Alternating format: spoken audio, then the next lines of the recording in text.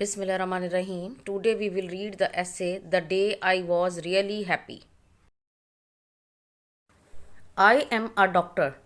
There have been many happy days in my life, but the day I was really happy was the day when I passed my intermediate examination. It was 25th August 2013. We were waiting for the result. I was the student of pre-medical group. I had worked hard day and night to pass the examination with good marks.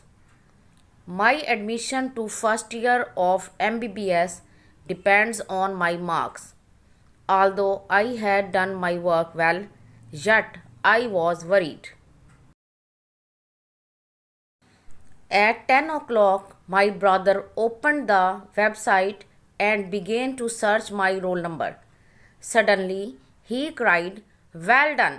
You have a very good first division." I got 900 marks out of 1000.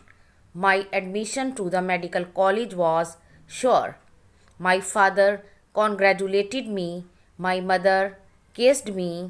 My sisters were overjoyed. My father at once announced a feast in the evening.